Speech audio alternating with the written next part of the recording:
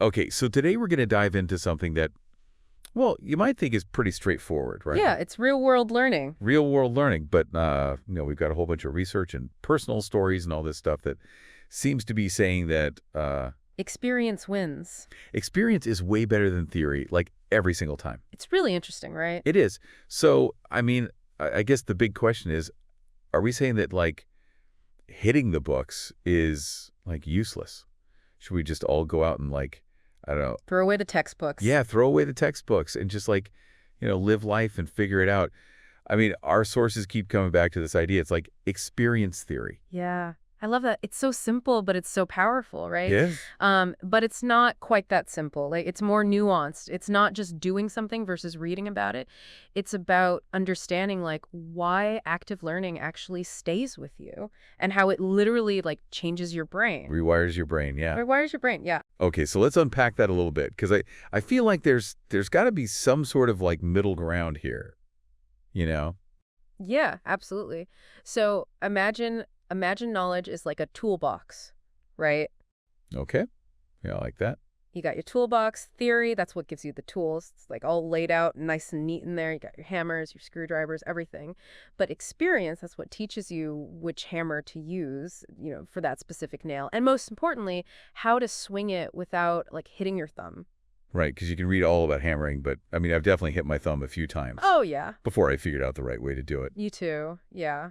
And it's the same for anything, right? It's like, you mentioned baking. Baking, yeah. I'm a terrible baker. Okay, well, so you can read all the cookbooks, all the recipes, but I guarantee you're going to learn way more about oven temperature and rising times and all that stuff from actually burning a few cookies, maybe even setting off the smoke alarm, Oh, yeah. than you ever will from just reading about it. Yeah, that makes total sense. And there's actually research, to back this up.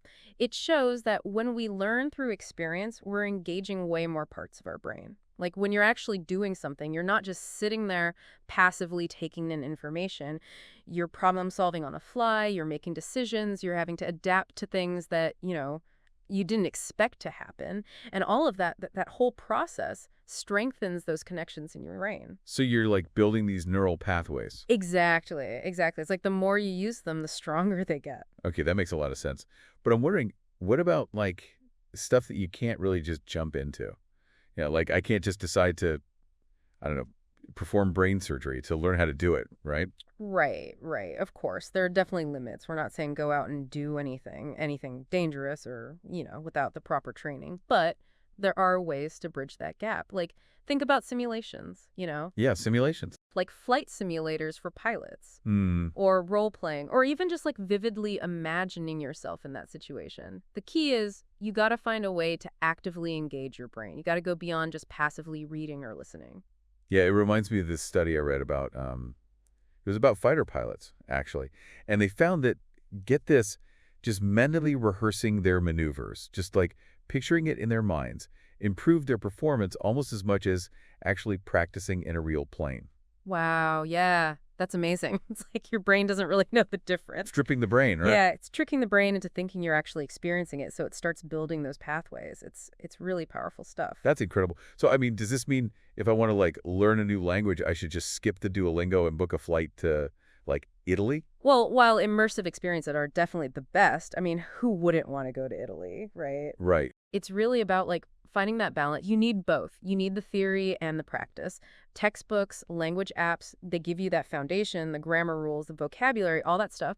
But actually talking to native speakers, making mistakes, figuring out how to communicate in real life situations, that's what really makes it stick. It's like theory builds the house, but experience makes it a home. Exactly. You need both. And the beauty of this kind of real world learning is you can apply it to anything, literally anything.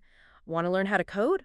Build a website, Want to be a better writer? start a blog. Yeah. So the takeaway here, folks, is get out there and do the thing.